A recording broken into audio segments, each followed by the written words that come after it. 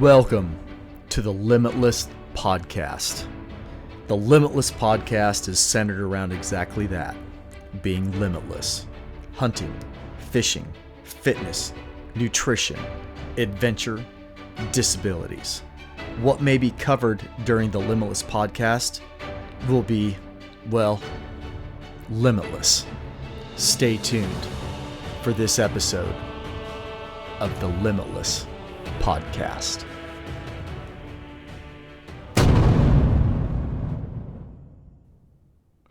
Due to the location and environmentals of this episode, I had to do some editing and volume adjustments. I really hope that you enjoy this episode. I promise it is worth a listen. Yeah. It's understandable. It's good. All right. You guys ready? Yeah. Okay. go. We'll give it the old 3, 2, 1. LIMB-itless podcast listeners, this is an episode that I have not had the opportunity to record like this for quite some time. If you are not watching this on YouTube, the video version, only audio, we are actually recording live from camp, and I am not alone. I'm here with two gentlemen that are becoming really, really good friends. One of them is swiftly becoming a very close friend, and we are in an undisclosed location in the state of Maryland, State Forest. It's December 21st. It's cold. It's late muzzleloader season, and we're going to chase some whitetail. So we are calling this episode the Barbarian Deer Camp because we're going to talk about deer camp, and then we're going to talk about a topic called Men's Alliance. And with me is two men that I'm in Men's Alliance with, and this is Brian, callsigns Seeker, hails out of Salisbury, Maryland, my area, and also with us is Ryan, callsign Hook, and he is out of Cressuptown, Maryland. Gentlemen, welcome to the LIMB-itless podcast. Yeah. Good to be here, man. Yeah, I'm excited, man. I've listened to a few episodes. It's kind of exciting to be here. I appreciate that. I have not. I should retract that. I packed in with a buddy of mine known as East Coast Nick in November, but I haven't had a chance to do camping since the fall of 2024. So this is a great treat. Nice. And considering it's the week of Christmas, I'm very grateful that both of you were able to break away from families and come out here tonight. This is going to be a lot of fun. So one of you introduce yourselves and tell us a little bit about who you are. Go ahead, Seeker. So I'm Brian. I'm Seeker. I have been in Men's Alliance now since July when we launched a new shore tribe. This is my first time ever in deer camp. I've never camped for a whitetail hunt. That's awesome. My first time hunting here. I've not seen any of this area in daylight. Nice. I don't know what we're getting into tomorrow, but I'm excited to check it out and kind of relying on you as my guide and host here, but Whoa. should be good.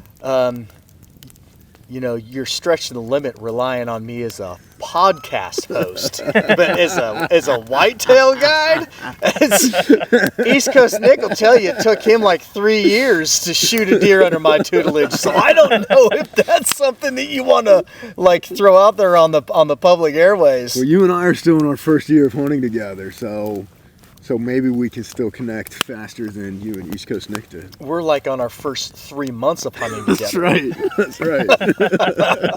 There you go. We'll get more into that. Ryan, how about you? Yeah, I'm Ryan, callsign Hook. Like I said, like FUZE said, I'm out of Cressuptown, Maryland, is where my Men's Alliance tribe is, but my home is Fort Ashby, West Virginia. So grew up in Western Maryland, near Oakland, but now living in Fort Ashby, West Virginia. Moved there for work. I work for Trout Unlimited. It's a nonprofit. We do stream restoration for native brook trout, and I'm their project manager for the Potomac Valley. So pretty good gig. And then part-time fly fishing guide when the season's right. in Western Maryland. Excellent. Very cool. Interesting fact, I caught my first native brook trout in the 70s. Oh, wow. Yeah. Yeah, with my dad. Awesome. Yeah. Right on. Brian, what do you do for a living? I am a home improvement contractor. Own Straight Edge Construction on the Eastern Shore of Maryland, the Salisbury area. Also own Delmarva Flooring in Salisbury. Nice. Right on. Oh. Right on. Yeah. So for listeners, Brian and I attend church together. That's how we met. Mm-hmm. We're on the security team at Lift Church in Salisbury and found that we had some shared common interests. It was actually your Badlands mug that revealed to me that we had some shared common interest. That's pretty awesome. You hear that, Badlands? You left that sitting under your seat after the first service. I needed to remove it so I could set my Straight Edge Yeti there. I picked it up and brought it to you and started talking about elk hunting. And I think you were wearing a Sitka hat. I probably was. That's a conflict of interest. I really don't know how we can be friends. You wear Sitka, Oh, man. and you I eat don't- Canadian bacon and pineapple pizza. That's The only communist. Yeah. the only Sitka gear I have is 2 hats because that's the only Sitka gear I can afford. Yeah, that sounds about right. That's funny. That's funny. Uh, Right on. And then, Ryan, you and I met mhm. because I was rolling into town for a memorial service with my wife's family and found out that there was a Men's Alliance tribe Yeah. 5 minutes down the road from my mother-in-law's house, and Perfect. you happen to be the tribe leader. Yep. So It was good to have you. before we get into the whole Men's Alliance piece, which I'm really excited to talk about and actually do it with you guys in the wilderness in December with a fire going. It's a beautiful I night. mean, that's almost everything that Men's Alliance is based on, right? Tribal, rugged, and real. We'll get into more of that, but Brian, how long you been hunting? Oh man, I've been hunting since I was 12 years old. Was going along with my dad before that, but lived in Oregon at the time. Wasn't allowed to actually hunt until you turn 12. So actually moved to the Eastern Shore of Maryland when I was 12, so started deer hunting on the Eastern Shore of Maryland at 12 years old. And what kind of hunting do you do? I do anything I can, so it's primarily whitetail, Sitka deer, and waterfowl. Okay. But I have done a couple western hunts in the last couple of years. I'm trying to explore a little bit more of that. That's been fun. Okay. And your favorite method of take, archery, rifle, or muzzleloader? Archery, but don't confuse me for some kind of great archer. I'm not an extremely accomplished archer, but it is my favorite. Okay. Ryan, how long have you been hunting? Since I was a kid, I started going with my dad. My dad was a game warden in Maryland, NRP, Natural Resource Police Officer. And so he let me start hunting when I was 12. I was going out to the woods with him before that, but took my first deer around the age of 12 with a muzzleloader, an old Thompson Center percussion cap, but Hawken old Okay, style. yeah. That was my first deer. That's really cool. Yeah. There's not very many kids that can say their first deer was taken with a percussion muzzleloader. Yeah. So still love hunting with those things. Still use that same gun. So that's when I started hunting. I guess same questions. My favorite's archery as well. In high school, I dabbled into building longbows, and Really? I've done a little bit of traditional hunting, but I definitely, recently haven't had much time to keep up with that skill with like just being really proficient because it takes a lot of practice. It does, yeah. But every year I try to take it out a little bit, and but I hunt compound and traditional, but I've built a handful of longbows, and that's what I really enjoy and what I continually trying to get better at. Taking my biggest buck with a longbow actually on the ground and on public land in Garrett County. So Okay. So is it an actual longbow or is it more of a self bow? it's a longbow. It's a reflex deflex laminated longbow. So I'm laminating 3 strips of wood backed by fiberglass. You have all the stuff to do it at your house? Yeah, I built all my own forms and everything. Really? Heat box, yeah.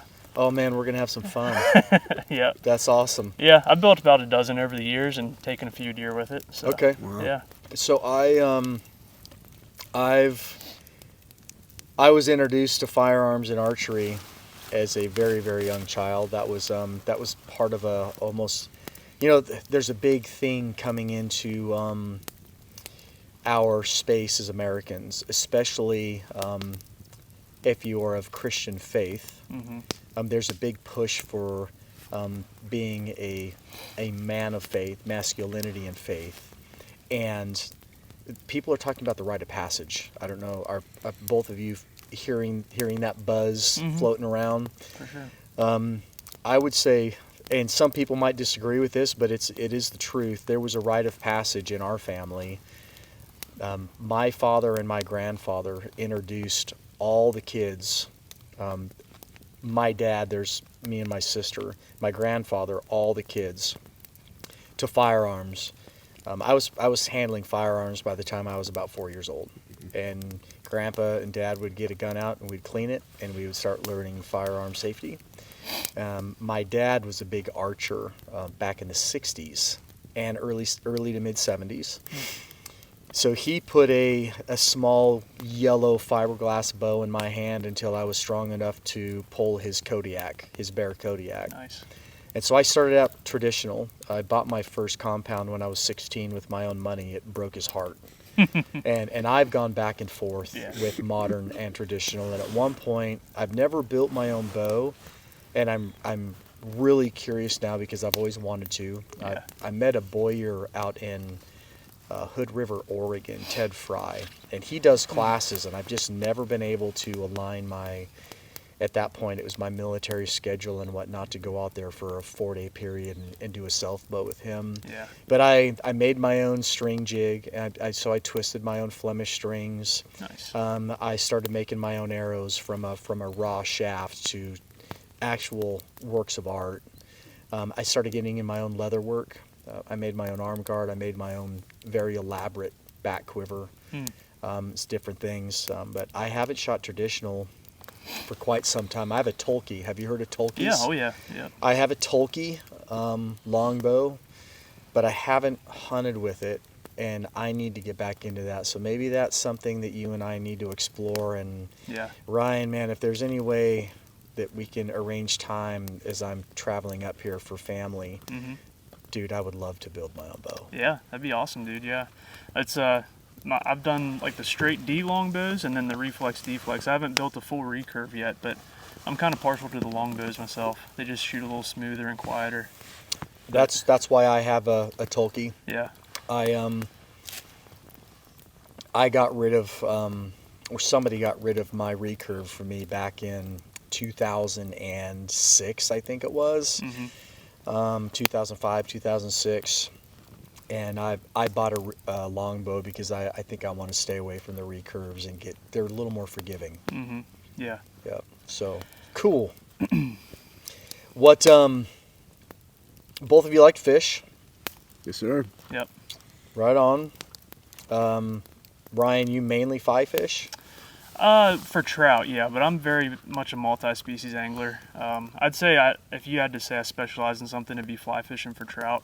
But I have a pretty wide variety, and I definitely throw spinning and bait casting gear, probably equally as much for different species. All right. Do you have a favorite species? Man, probably like combination wild brook trout and brown trout. And then this time of year we like to go after the toothy critters, so like pike and muskie is really up my alley as well. So it's kind of your favorite fish is what's in season? Yeah, or what's running? for sure, yeah. Yeah? Okay. It's really hard to pick one, but I mean, I'm pretty obsessed with trout, so if I had to pick one to do, it'd be that, but I would really hate to be limited too. All right. Yeah. What about you, Brian? I'm going to say my favorite fish is cobia. I spend most of my time fishing for rockfish, though. Most of my time is in the creeks in my John boat, casting topwater lures for rockfish. But I really get excited about doing a couple cobia trips every year. It's funny that you call that a John boat. It's an aluminum John boat. It might be 20 foot with a center console, but man. it's still an aluminum John boat. Yeah, with a full bow fishing light rig on the bow. Oh wow, yeah. Yeah. It is. When you see it, you're not thinking John boat. Yeah, I wouldn't think I'm thinking more aluminum skiff. Right. There you go. But Yeah. yeah, I guess it is. It technically by the term it is a John boat. All right on. Right on. So you're saying cobia is your favorite? I would have to say cobia is my favorite fish to catch. Okay. Yeah. I would struggle to try to pinpoint a species when it whether it's hunting or fishing. Mm-hmm.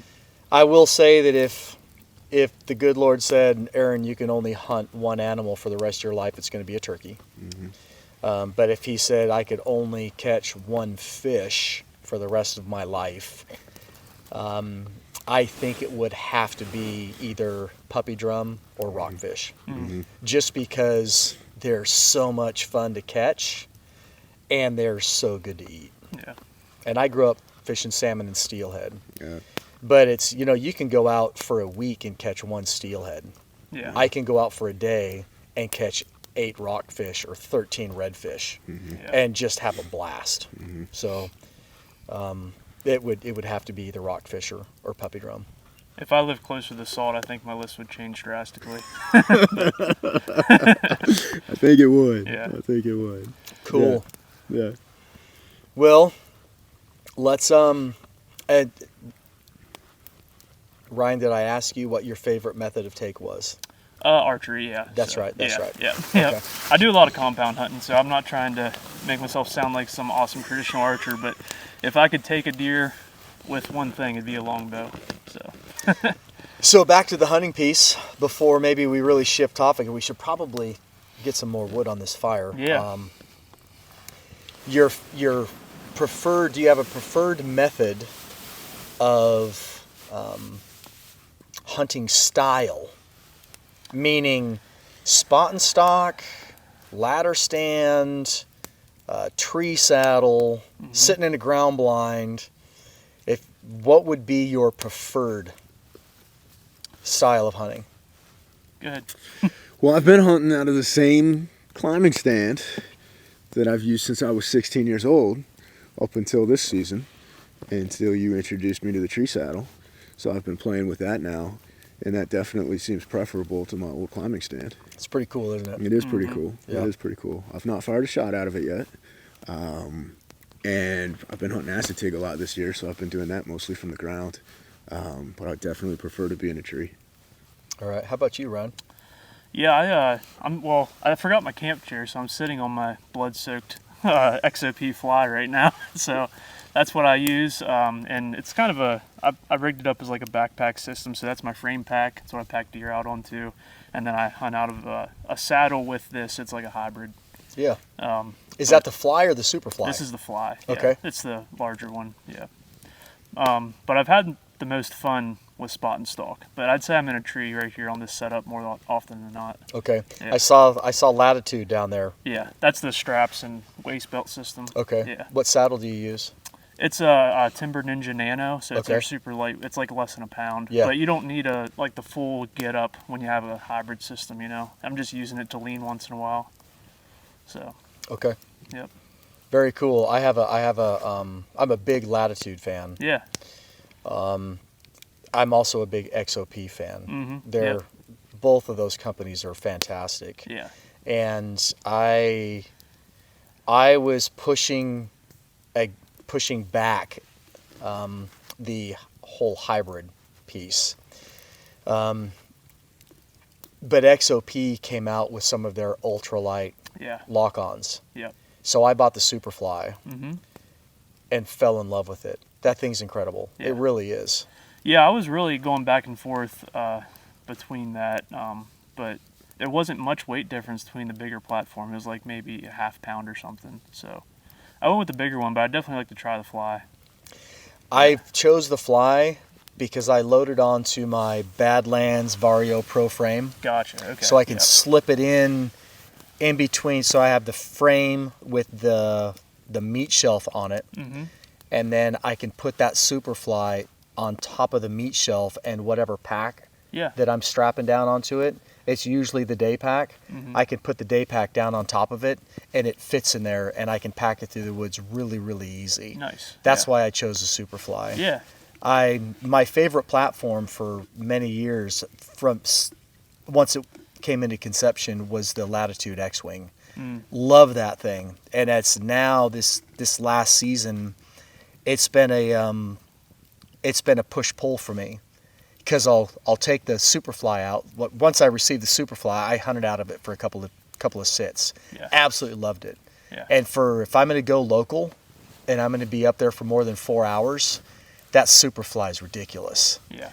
But then I'll go climb with my X-Wing, and I get on it, and it's like, oh man, it's like home. Yeah. It's like, man, this thing is so awesome. I should just probably hunt out of my X-Wing because I love it so much. Yeah. And then I'll re-rig because I'm going to go out for 6 or 8 hours local. So I'll throw the Superfly back on the pack frame, and then I'll go out and I'll get it all set, and I get up on it. It's like, holy cow! It's like I'm running around in my living room. This thing's ridiculous. I love it so much. Why am I still using my X-Wing? And then it's been that endless cycle for me. But yeah, it's always chasing the most efficient gear, So my setup changes every year, it seems, but I'm pretty satisfied with this after a hard season of hunting it. So yeah, and I'm doing the single stick climbing and rappelling too with the saddle. Yep. But so I started out single sticking. That was the first way I started out doing it. And this year I have started multi-sticking. So I've gone back and forth. This season, one hunt I might be single sticking with my X-Wing. And then the next hunt I'll do multi-stick with the Superfly. Because when I bought the Superfly, I bought the 2-set Hydro, the XOP Hydro sticks. Yep. Those things are incredible too. Oh, and yeah. they come with the 3-step aider. Yep. Man, those sticks and those aiders are awesome. Yep. And then the next hunt I'll go and I'll do, because I have several of the Latitude carbon sticks. So then I'll take 3 carbon sticks in my XOP Superfly. And then I'll go out and I'll take the Hydro sticks with my X-Wing. And I've been all over the map this year, just integrating those two companies together and having a lot of fun. Nice. Multi-sticking or single sticking. And Brian has been using and I've been doing that with the Maverick tree saddle. Brian has been using my my Method 2 panel, and he's been using my what's the company? Man, my mind just went blank. Eastern Woods Outdoors 1-stick. Nice. Yep. He's really been liking that. That's kind of what he's fallen in love with. Yeah, I hunted off one of those 1-sticks for a couple years. They're really nice. Yep. Right on. Well, I think this is abnormal. You guys asked me before we hit the record button how much editing I do. We're going to take a pause and put some more wood on the fire. We'll be right back. Let's take a moment for some Limitless podcast sponsor shout outs. We have Hunting Day Coffee. It's 10% off any order. It's Be Limitless 10. We have Phelps Game Calls, 20% off one order. That's Be Limitless 20. We have On Point Adventure Foods, 10% off any order. That's Be Limitless 10. Vortex Optics is 25% off any order at eurooptics.com. And that code is VTXLMTLS25. We have Wilderness Athlete, 20% off any order. That's Be Limitless 20. We have The Love Sauce, which is a hot sauce company, 10% off any order of $12 or more. That's Be Limitless 10. And we have Venandy Holsters, 10% off, Be Limitless 10. Well, let's talk about how the three of us met up. So we know that Brian and I attend church together. We serve in our church together. And that Brian realized we had mutual interests because of my Badlands Limitless Outdoor mug that was sitting underneath my seat. let's get onto the topic of Men's Alliance, because that's really what brought all three of us together. Yeah. And it's one of the multi-layers of why we're here tonight. So does somebody besides me want to talk about what Men's Alliance is? Yeah, I can do that, sure. So our mission statement is that we're making husbands, fathers, and leaders, sharpening men to become the husbands, fathers, and leaders Christ designed us to be. So that's what we're all about, is sharpening men through weekly meetings. We call them tribes. But we gather around a fire and we do a half an hour workout and then a half an hour devotion around the fire. And the workouts are, we like to call them rugged workouts, outdoor workouts, no matter the time of year, no matter the weather. And, you know, it's always different because we take turns leading, you know, allowing men to step up and lead at each meeting. So, you know, flipping tires, swinging sledgehammers, hauling bricks around, all kinds of stuff. We probably look like a bunch of lunatics out there, but it's always a good time. So, and it's all, you know, it's focused around the gospel is the main thing. The gospel being the New Testament. Correct. Yeah.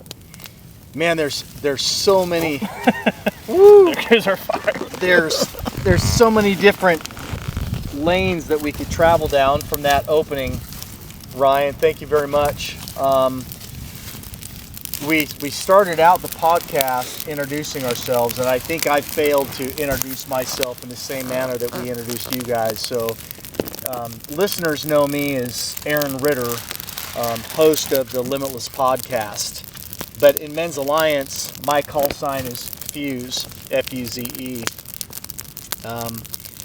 Men's Alliance is it's a men's ministry. It's now international. Mm-hmm. We are over 400 tribes, not just the lower 48, because we have tribes I know for sure, or at least one tribe in Alaska. I don't know about Hawaii yet, but I do know Alaska. And we have a tribe in Australia. We have a tribe in New Zealand. We have more than one tribe in Hungary, I believe. I believe there's 2 tribes in Hungary. We have a tribe in England. And then I know that we have a tribe in an undisclosed location where, I mean, I don't think there's very many people. I certainly don't know where it is. I don't think there's very many people that know where it is, and there's specific reasons why. But it is overseas somewhere. Yeah. I think that's all the overseas tribes. Hook, as you said, what is a tribe? Let's let the listeners know what is a tribe. Yeah, so any man can start a tribe by going on the website, but basically you need a tribe leader who's going to kick things off and kind of organize what's going on each week. But a tribe is just a group of men, ideally like 12 to 20 men. And mine just went off. Is it dead? Go ahead. Just Okay. keep talking. Okay. Keep Cool. talking. Well, so, you know, the size of the tribes vary greatly, but the sweet spot seems to be like 12 to 20 men.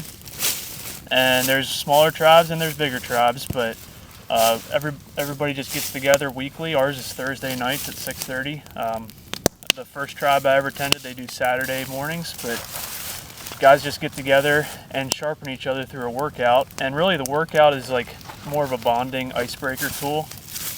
You know, men bond over doing hard things. So that's what we're all about, is creating those bonds through doing hard work and, you know, sharing that difficulty with each other. So that's what it's all about. And then we, after you're breathing heavy, we get around a fire, and something about that recipe just allows guys to really open up and, you know, share a lot around the devotion. Just like we're sitting around this fire, it just brings out the best in guys, it seems, and allows guys to talk more openly.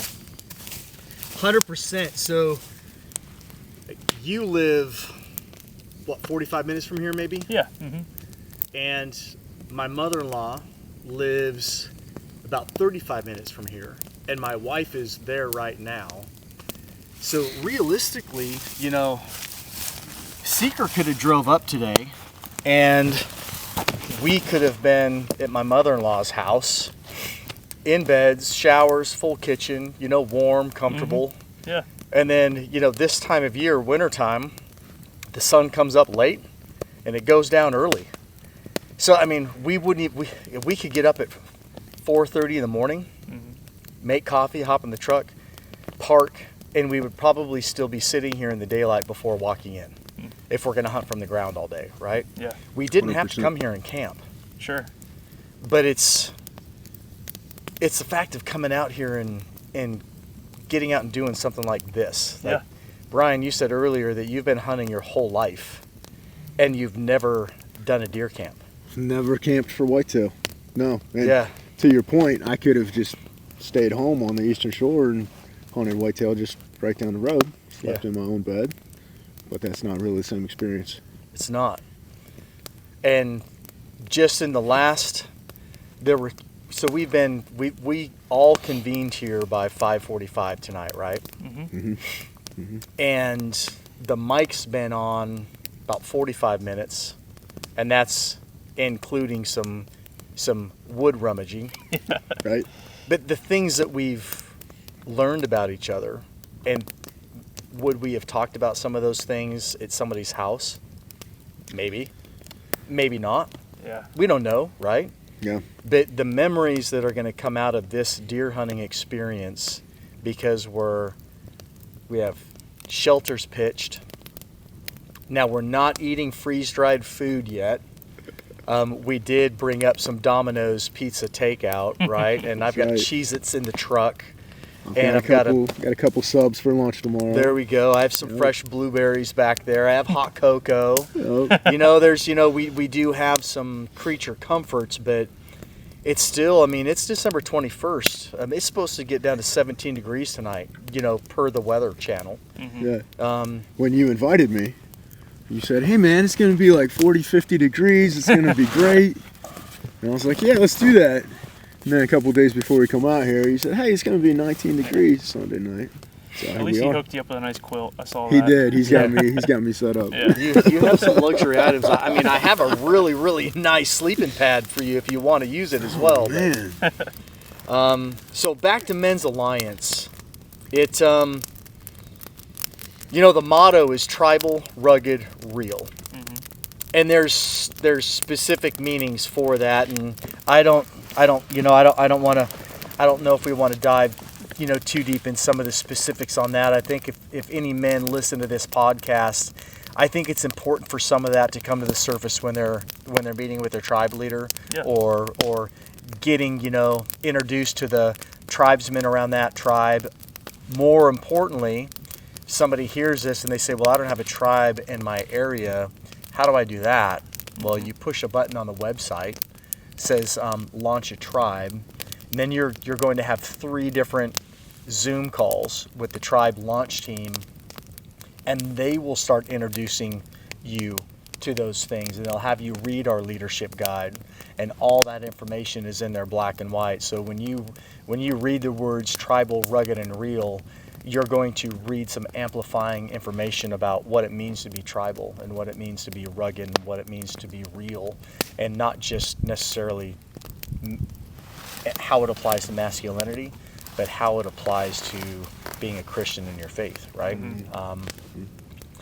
But the premise is we're going to have a fire, we're going to have a workout, we're going to challenge each other, we're going to connect with each other through that, and then we're going to sit down and do a Devo. And we do those year round. We do it whether it's raining or it's 100 degrees. Realistically, the only time that we don't do it is if there's lightning. Yeah. Maybe hurricane, something that's going to cause some weather phenomenon that's going to cause bodily harm to the men that are meeting. Other than that, it is outdoors around a fire, and we do it. Yeah. It's going to happen. You can do anything for an hour. You can, yeah. You can. And we always have a fire, and that's important to know. That's the first thing that is established for every tribe night is a fire. Yep. And it's prayed over. And then the other cool thing about this, how many of you guys have been involved in a Bible study or a small group where they advertise it as it's an hour long, it starts at this time? Did it ever start on time, and was it always an hour long? Definitely not. Very seldom. Very unusual. How common is it for you to, I know for a fact, Seeker, you are typically early, and if you know the guy that you're supposed to meet or that you're going on an activity with, if you know that he's early, you will always try to be a little earlier. He's not competitive at all. And Hook, the times that I've interacted with you, this is our 4th interaction together. You've always been early. Yeah. So I'm not early for many things in my life, but I'm early for tribe. So it's safe to say that if you're part of a Bible study or a small group, if they tell you that it starts at 6, you're probably going to be there by 5:50. Yeah. How many times have you been there and you've been 5, 10, 15 minutes early so you can arrive, shake hands, and be ready to start on the hour or on the half hour, whatever that start time is. And then you have somebody call or text, says, hey, I'm going to be 10 minutes late. So that leader says, oh, so-and-so is going to be 10 minutes late, so we're just going to go ahead and wait for them. Right. How often does that happen? All the time. Not There's always an MA. somebody. Right. Yeah, not an MA. Not an No. MA. Yeah, if start time is 7, Yeah. the fire's going by 6:30, 6:45. Mm-hmm. The workout's being briefed by 6:50, 6:55, and at 7 o'clock, the heart rate's up. Yep. Yep. And if you show up late, there's no disruption. We don't stop and hug and shake your hand. Mm-hmm. You just jump in where you figure out how to jump in. Mm-hmm. Right. And we typically end on time. Now, depending upon if there's some festivities taking place at the end, We always usually creed out on time, and if guys got to go, they go. yes, Right. yeah. And then you always have a group hanging around and fellowship. So, not necessarily asking you to recite the creed. Tell everybody, what do you mean by creed? Well, we have a creed. Probably be easier just to recite it, but we have a creed that kind of commands us to, or tells the world what we intend to be as men. I think is a good way to put it. So it starts out with just saying, "I'm a common man with an uncommon desire to succeed." So it's kind of leveling the playing field, and then it goes down through just the kind of stuff that guys struggle with, but saying that it's you don't have to worry about those past failures, and you can put all that aside, and you belong to a tribe. You don't struggle alone. Mm-hmm. It's our long version of the motto. I think a lot of I was really involved with Scouts, so we had mottos and our versions of creeds and stuff like that. So, but this is a biblical creed that really calls men out and calls them up to the next level where they need to be, and makes them part of a tribe. One of the things that we see take place at church is a man can walk through the front doors of a church. Mm-hmm. And Ryan, we haven't really chatted with you about whether or not you serve at your church, and if you do serve, what capacity that is. Mm-hmm. Brian and I serve on security together. Mm-hmm. And even on the security team, guys will walk through the front doors of that church, and you can look them straight in the face, say, hey man, how you doing today? And the answer is always, dude, I'm good. Yeah, I'm good. I'm solid. When in actuality, they are 100% not. Yeah. There's stuff going on, Right. right? So whether it's financial issues or it's relationship issues, it's issues with their mother and father or their wife or their significant other or their children, or it's lust or it's porn, which can be the same thing or not. Mm-hmm. It can be alcohol, it can be drugs, it can be prescribed synthetics, it can be gambling. What else? Not being the leader of your home. Maybe you're going to school but you're failing your classes, time management. How many other things can we think about, guys? I mean, Oh yeah, It's a lot of things. a, a long list of things that can be going wrong in the background, but when that man walks through that door of the church, into the foyer, into the greeting room, whatever your church calls that space, they will look another man in the face not even blink an eye and say, bro, I'm solid, I'm good, man. I'm happy to be here this morning. Yep. And they're not, right? Nope. How many guys can come into the church and just walk straight into a chair with their wife? They don't say hello to anybody. They don't shake hands with anybody. They don't engage with anybody. And then when it's over, they stand up and they walk out. And maybe they shake the pastor's hand as they're walking through the doors. And you don't see him again until next Sunday or maybe every other Sunday. There's no engagement whatsoever at all. That happens a lot too, right? Oh yeah. 100%. What happens on a one Saturday a month prayer breakfast or men's breakfast? What takes place there? Same thing. Yeah. Guys can put on a mask for, once a month for an hour and, slide by, check the box that they've joined and say hi to everybody and slide right out without anything substantial happening spiritually. Yeah. A man can come to a Saturday morning men's breakfast and he is no different than the glazed donut sitting on that table. Yeah. Right? Just glazed over. Yeah. Nope. I'm here, I look good, but on the inside, unhealthy, right? The once a month men's group, it allows guys to, one, they're not building that relationship with other men.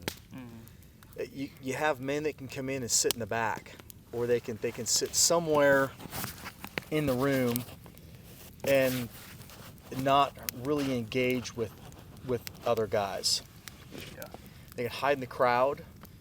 When questions are asked, whether it's questions on content or questions on scripture or questions on, what's truly in their heart or what they're struggling with, they can get lost in the crowd. They can never say a single word, right?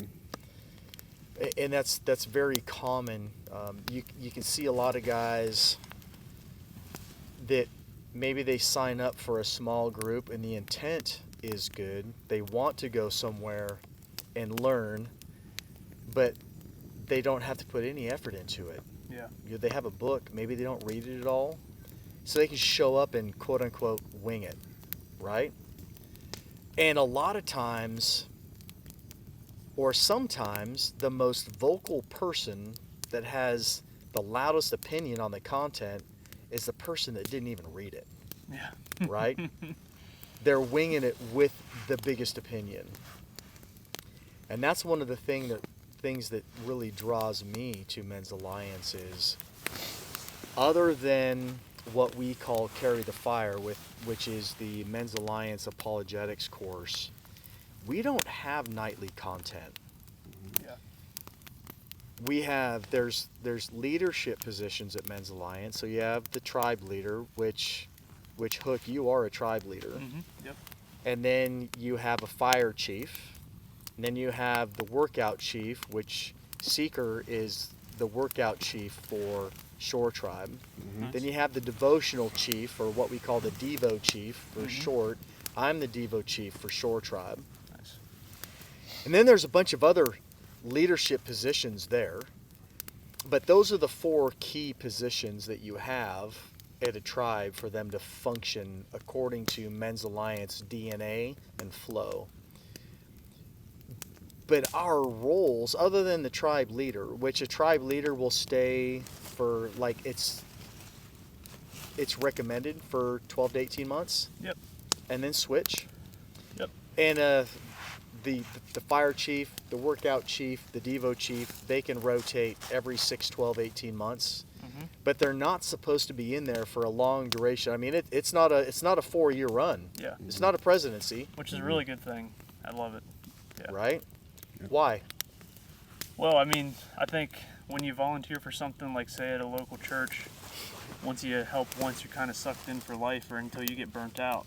And I think the way Men's Alliance is structured, it eliminates burnout, and you get like a new tribe. Like, I was just handed my tribe leader position by our previous leader. I didn't start Appalachian Tribe, but he had a lot of things going on, and it was time for him to hand it off. And now I'm able to run with it, take it as far as I can, and hand it to the next guy. And you always have fresh blood in there. And it gives guys a chance to step up and lead too, that maybe don't get that opportunity in other parts of their life. 100%. And when that happens, where does it transcend into? Their family and everything else, their work, their daily life. Their relationships, Yeah. their marriage. Yeah, agreed. Where anywhere else, it may have not happened. Sure, yeah. So Men's Alliance has a couple of stages. So when you first show up at a tribe, they call it auditing. You're showing interest in it, so you're auditing it. You're coming to find out what it's about. Mm-hmm. Is this for me? Am I going to like this? And then if you come to the same tribe 3 times or more, you can earn call sign. So again, my call sign is FUZE. Brian's call sign is Seeker, and Ryan's call sign is Hook, and they all have specific meanings. Mm-hmm. And you don't get that in a quiet state. Yeah. You have to stand up in front of everybody that's at the fire the night that you choose to receive your call sign. When I say choose, it's a mutual decision, right, between the tribe leader and the individual that is saying he's ready, he thinks he's ready and interested, or interested and ready to get a call sign. It's a mutual agreement that you're interested and ready. Okay, I think you're ready. Right. And then you stand up in front of everybody, typically on top of a large tire, and you have to talk about yourself. And there's some men that they go to church for a long time and they never have to talk. They never have to, or they never choose to talk about themselves. Yeah.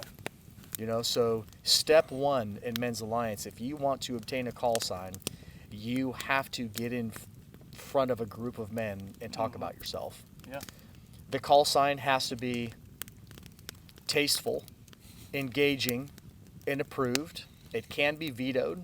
If somebody throws out a call sign that's degrading or doesn't align with faith, Christianity, doesn't sound good, it's a call sign that if a guy's like, if you don't want it spoke around your wife, your children, or in your church, then that's not a Men's Alliance call sign. It's not going to happen. Yeah. And then also the man that's being given the call sign, he has an opportunity to say, no, I'm not okay with that. Mm-hmm. But it's the tribe and the tribe leader that says, say, you just told us about you for 5-10 minutes. We've met with you for 3 or more tribes. This is the call sign that we're going to give you. For sure. Brian, what's the next step? So the next step would be to earn your coin. So once you have started a fire, led a workout, led a devo, then you're eligible to earn your coin. So to do that, you stand up on the tire, and you have to be able to recite the creed perfectly, word for word. Yes. Word for word. Yep. If you leave it out an and or you add an and, doesn't count. Exactly. Yeah. Yeah. And then there's a lot of clapping, a big war cry, and you get a coin. And it's just like a military challenge coin. Mm-hmm. All right, what's the next step? That would be our patch class. So that's what we're trying to get everybody, all tribesmen, to eventually. And patch class, or we call it carry the fire as well. But that's our 8-week apologetics class. So it's once a week for 8 weeks, and you get online on like a Zoom call type meeting, and really go over some apologetics. You kind of get grilled, which is a good thing. But you get grilled like with some guys kind of pretending to be atheists or people questioning their faith, and you got to defend your faith and try to bring them closer to the Lord. And it can be a challenge, especially, and it helps you learn what your why is, you know, like not necessarily how you became a Christian, but why are you a Christian, and what does that mean exactly? Like, if somebody asks you, why are you a Christian, do you have an answer for that? So, Seeker and I are both signed up Mm-hmm. and in the beginning stages of Carry the Fire. Yep. I'm a student at Liberty University, and so I've had an apologetic course through the university. Yeah. That was a That was a tough course. It was a scholarly level, college level course. And the main textbook that our professor used was a very dry, for me. Now, there I may have had some classmates that loved it. For me, it was very dry. Mm-hmm. The information that I've had access to so far, and what's called Start the Fire, which is, it takes about 8 hours total to complete Start the Fire, what they've given us so far, that will then begin Carry the Fire. Man, they consider it like street smart apologetics. Right. So like you might be walking down the sidewalk and engage with a atheist or a pagan or a Mormon or a Muslim or a Jehovah Witness if they choose to speak with you and answer the tough questions. Right. And for me, the why is just not standing there and say, well, I believe because I believe, and they fire back with, so it's blind faith. You have blind faith. Because for me, what I've learned now, there's nothing blind about it. Yeah. It's truths, it's facts. Right. And there's more truths and there's more facts in Christianity and who Jesus of Nazareth was. Mm-hmm. And there's more documentation than there is for the other religions or beliefs that are out there. That's what I've learned. And it's incredible. For sure. We do other fun things. Like we have just standard, when you come around to fire, once you get that call sign, we have monthly Bible verses. Mm-hmm. Mm-hmm. Yep. And I know there's some people that struggle with this, and for folks that are outside of our tribe, they might look at it as negative reinforcement. But when we show up at the fire, if you're called on to recite that monthly verse and you can't do it, you do 5 burpees. Yeah. And it's not a punishment. And I understand that somebody looking from the outside in might say, why would you punish somebody for not having memorized a Bible verse? Well, it's not punishment. It's motivation. Yeah. It's fun. Right. We're there to do hard things. And it's a motivation of, like, Seeker loves burpees. I was going to say, we've generally done way more than 5 burpees by the time we get to that point. And Seeker's the kind of guy that he might say he doesn't know the monthly Bible verse just so he can do 5 more burpees. But so far, I haven't missed a monthly Bible verse yet. That's because you're my wingman. That's what we do. That's right. Yeah. That's right. Yeah. But and a lot of times, if a man is able to do a portion of the verse, we back him up, and we power through it together in unity. Yeah. Very rarely have we actually had a guy just get up and go over and start doing burpees. Some guys will own it. It happens on occasion. Yeah. The last 2 fires I've been at, there were multiple men doing burpees before it got to somebody that could recite it. But also, I think that you rarely see a man doing burpees alone. Yeah. At least one other man will get up and do burpees with him, because we do not suffer alone. That's also part of our creed. Right. Yeah. One thing that Greaser with Ridgeline Tribe started when we started from the beginning was if somebody missed the memory verse, the whole tribe did burpees. I love it, man. So it just is what it is, Yeah. No, that's good. Yeah. So we do. We have the monthly Bible verse. We have rules at Men's Alliance, and our number 1 rule is don't die. Yep. So when you come, and some people say, that's really weird that you have a workout-based or a physical fitness-based men's group based on Christianity. Mm-hmm. The reality is we're not a health group. We're not a fitness group. We're not a CrossFit club. The workout is a tool used to bring men together, forge them through a difficult workout together, build a bond before we sit down and do a real world devotional. Yeah. So when we say the number 1 rule of Men's Alliance is don't die, that means that our burpee loving brother here, Seeker, he might show up and say, hey, we're going to do burpees for the next 30 minutes. I have you guys, I'm the workout lead tonight. I have you for 30 minutes, so we're doing burpees nonstop for 30 minutes. Well, there might be a guy there that says, I can do one burpee. So I'm going to do my one burpee, and then I'm going to walk laps around you guys while you're doing burpees for 30 minutes. Yeah. And every 5 minutes, I'll do 10 squats. I'll do 10 body weight squats. We make a workout will challenge the most fit person at the tribe. It's supposed to be something that you cannot finish yourself. And then if anybody else is unable to complete that, which it's meant to be pretty much everybody, then you tailor that to your capability while still stressing yourself. Yeah. And then we move on to other more important things. We have a tribesman at Ridgeline that all he's able to do is walk laps. But he walks his laps, and he'll be the first to tell you how much that's changed his life. Just that consistent routine to where it bled into his daily life, and he started walking. And now you see him in his laps, and he'll do a little sprint of jogging, a little section, and he's just doing his own pace, but it's changing his life in his own way. That's awesome. That's great.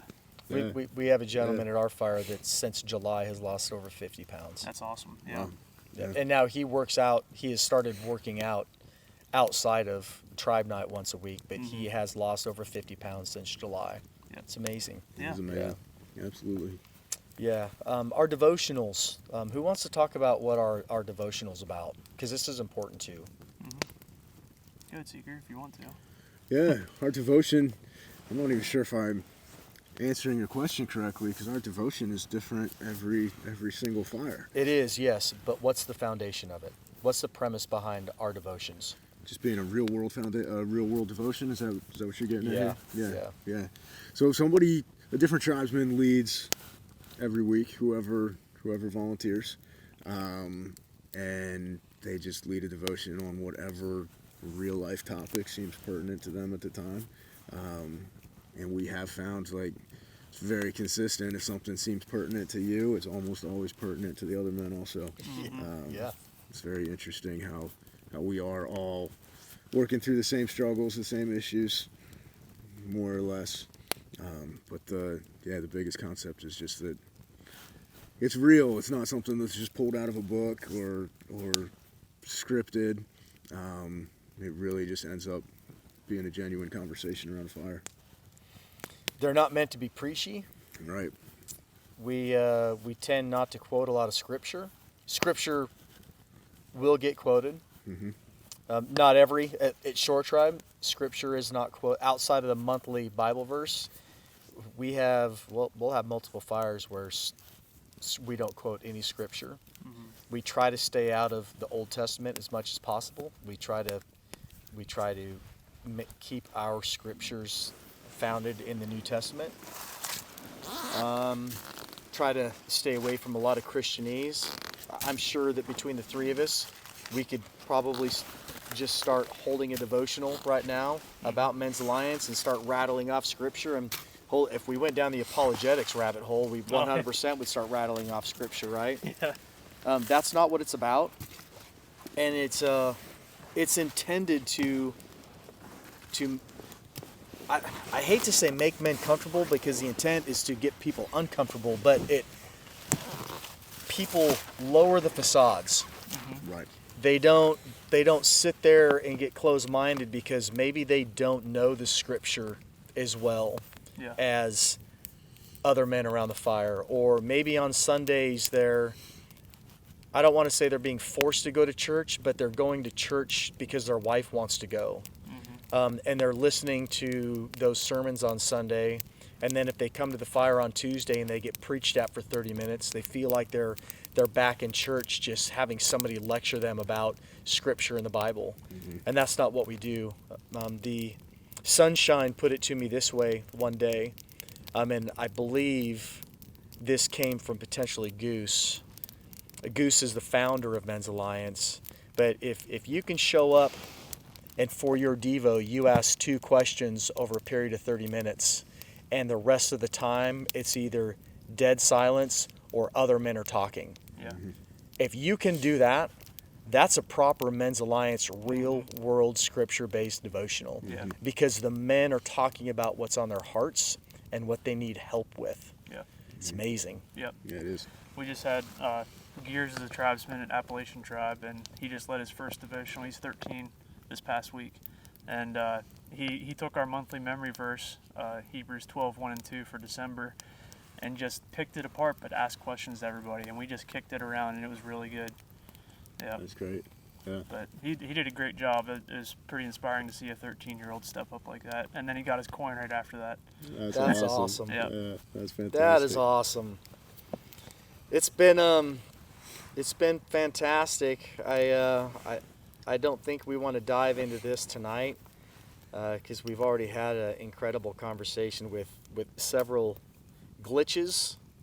It'll be interesting to see if I do have to edit this episode, which I typically don't edit my content. I just publish it. Right. But I think I will have to do a little editing on this one. But there's so many different avenues and topics that we can get down. I mean, Seeker and I, we were chatting earlier while we were shoving dominoes in our mouths before we hit record that both of us were resistant to the idea of Men's Alliance. Both of us were kind of like, it was like walking around with a hand grenade hanging from your mouth, John Wayne style, with the pin in your teeth, which is, you don't do that. Yeah. Just waiting for a reason to pull the pin and walk away. It's like, just give me a reason not to do this. Yeah. And now that we're in it, you couldn't pry me away from it. Yeah. Yep. You know, we said our motto is travel rugged and real. The most important part of that is the real part for me. And, I'm someone who like really struggles with approaching someone just doing like small talk and stuff. Because I think especially once you attend Men's Alliance, that small talk really feels meaningless because it's like, being real. There's something about it to where you can see through like that small talk. When somebody says just good, it's not true. Yeah. So you're attracted to guys who like will be real with you. Like we just had a great breakfast Saturday and had a real convo for 2 hours. And it was so real that a guy walking by had to introduce himself and be like, hey, I've been struggling with that too. And that was special. I mean, that's what real's all about, is when you're just by your conversation inspiring other guys to step up and say, hey, I need to be a part of this thing. I need help. Yeah. I don't know who you guys are. Yeah. But you're talking about something that I'm struggling with. Right. It's impacting my life. And you guys are sitting around a breakfast table publicly opening up to each other. Yeah. And I need this. Mm-hmm. It was cool. Yeah. Yeah. And again, cool. You don't get that at a Saturday morning men's breakfast behind closed doors, drinking coffee, looking like the glazed donut that you're putting in your mouth. Yeah. Yeah. I know when I show up to a tribe, I can skip all that small talk and just talk real with the guys. And it's really needed. A tribe's something that, I didn't even know I needed, and I think every guy needs one. You just don't know it yet. Yeah. So I just encourage you to go to a fire and experience one for yourself. If you don't like it, that's fine, but give it a shot. And I don't think you'll walk away from it. If you go to the website, which it is www.mensalliancetribe. Tribe or tribes? Just tribe, I think. mensalliancetribe.com. Mm-hmm. On the main page, we're losing our our recording light. If you go to the main page, it says find your tribe. Mm-hmm. And you can go to a map view, or you can put in a zip code. If you go to the map view, it's going to pull up the lower 48, and there's going to be little campfires all over the United States. So you can zoom into your area and you can see where those fires are in relation to where you live. If you click on that fire, you might pull up one tribe. So I would encourage you, if you're looking at an area, find a zip code for that area, and then, do a search by that zip code, and that zip code will populate all tribes within, and you can select the distance, 15 miles, 25 miles, 50 miles, 100 miles. You can select that distance, and it'll pull up every tribe within the mileage of that zip code. If there isn't a tribe that you can go to, and you're curious about what we're sharing tonight, by all means, this is the Limitless podcast. You can send me a message on YouTube. You can send me a message on any of the podcast platforms. You can go to my Instagram page, Limitless Outdoors, and send me a direct message. You can go to my Facebook page, send me a direct message. You can email me at limitlessoutdoors@gmail.com. There's ways to get a hold of me, and I will chat with you more about this. Or you just hit that Start a Tribe button, and then you connect with the Tribe Launch Team, and you can launch a tribe in your home area, and you can make this happen in your hometown. Yeah, and it's free, which is really great too. It is free. So, I mean, they obviously take donations, but based on those donations, they pay it forward and sponsor the start of other tribes. Yeah. So there's no upfront cost at all. And you really don't need anything. Yeah. You might, through your life cycle in Men's Alliance, you may go to a well-established tribe, or a tribe that has a tribe leader or a workout chief that had a bunch of really cool workout gear already in his house or in his shop or whatever. But like when we launched Shore Tribe, we were working out with pavers. Yep. And, flower bed stones. And you make benches that you sit on. Yep. And we're working out with those benches. Yep. Yeah. And swinging sledgehammers. Yeah. If there's 12 dudes sitting around a fire, 6 of them have sledgehammers. Or if there's 6 dudes sitting around a fire, 3 of them have sledgehammers. Well, now you can swing sledgehammers for your workout, right? You just, be a little creative, use your imagination. You don't have to spend hundreds of dollars on kettlebells and sled drags and, costly workout items. You just make things work. Yep. Best workouts don't really have any equipment at all. We had a great workout the other night with a deck of cards. We did, yeah. When there's no equipment, I get a little scared. It's all body weight stuff. I'm like, oh, this is gonna be brutal. Yeah, we did a lot of push-ups that night. Yeah. So it's great. So again, we've been talking about Men's Alliance for quite a while. And to circle all the way back around to the beginning of this podcast and where we're at and what we're doing, this hunting camp may or may not have happened if it hadn't been for Men's Alliance. Like Brian and I connected at church. We connected at church before Men's Alliance. Right. There's no doubt in my mind that we would have ended up hunting or fishing together through that connection at church, right? Sure. But I will say, and Brian, if you disagree with me, please speak up. But, we connected and you started talking to me about elk hunting because you were going on an elk hunting trip. So we started chatting about that. Right. If it had not been for Men's Alliance and you and I now engaging on Sunday mornings and Tuesday nights every single week, where would our friendship be? It's a great question.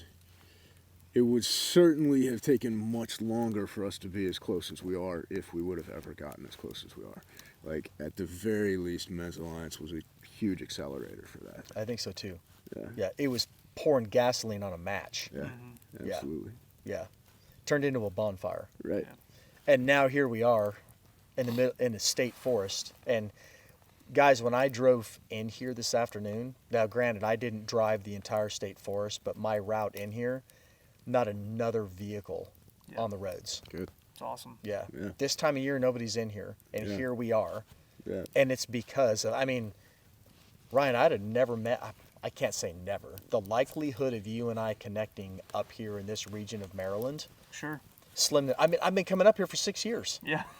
And we've never met. And we have a tremendous amount in common. Oh yeah. We both hunt.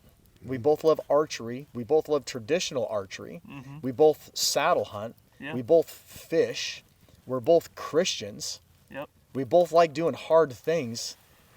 With all those things, and as small as the communities are up here in this region, in 6 years, you and I have never met. We've never crossed paths. Sure. Yeah. Yeah. Right. Yeah, so this is it's a big, incredible circle. Yeah.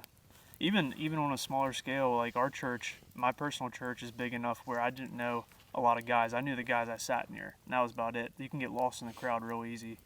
So Men's Alliance brought out, and I've formed relationships with those guys even in my own church who I didn't even know, and I had been going there for 5 years before that, and now I'm super close with all those guys and can call on them for anything, no matter the time of day or night. And you don't have friendships like that without some sort of, I think the physical struggle and like the openness around the campfire, it makes those relationships bond super fast. Yeah, I think so too. Absolutely. Yeah, it's been a ton of fun. I mean, we're so good at starting fires we can't even keep one going. Well, that's because we always end on time. Yeah, right. Well, you guys want to share anything else? Is there any other hunting topics or anything Men's Alliance related that you want to share before we pull the plug on this thing? I don't think so. I just encourage you guys to give it a shot because I was skeptical too, but it's 100%. changed my life. So Yeah, I was a skeptic as well, but Yeah, hard skeptic, that didn't last very long once I got started. right? Yep. Excellent. Well, thanks, listeners. Again, you know where to find the Limitless podcast. You know where to find Limitless Outdoors. And look forward to sharing some new content with you in the year of 2026. Be limitless.